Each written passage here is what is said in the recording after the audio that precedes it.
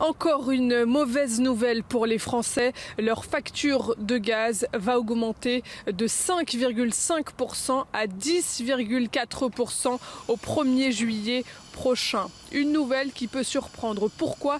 Eh bien parce que le prix repère du gaz a baissé de 4% en janvier 2024 après des mois de hausse. Mais l'explication de la présidente de la commission de régulation de l'énergie est lunaire.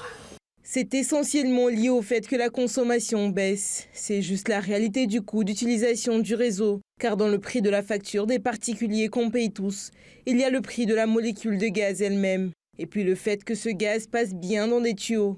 Ces tuyaux, il faut les entretenir, il faut les remplacer quand ils sont défaillants.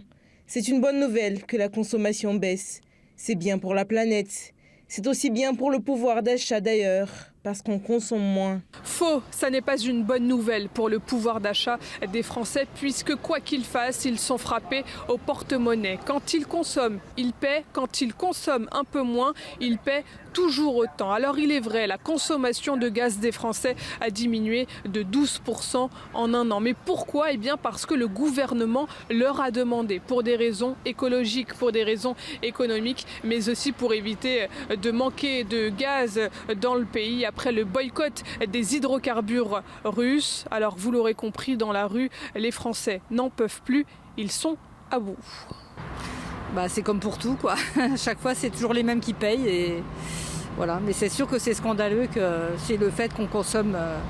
Si c'est dû au fait qu'on consomme moins, effectivement. Tout augmente, donc c'est forcément de plus en plus dur d'arriver à s'en sortir, quoi. S'offrir des loisirs ou on va plus maintenant à l'essentiel et on profite moins, c'est sûr qu'avant. Ça va être dur, ça va être de plus en plus dur.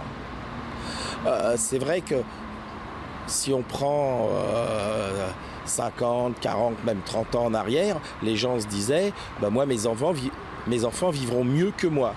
Aujourd'hui, j'en suis pas sûr. Je suis contre. Le gaz, l'électricité, tout ça, on va arriver au bout d'un moment, on n'a pas de l'argent pour soutenir la maison. Et par contre, les salaires, ça n'augmente pas.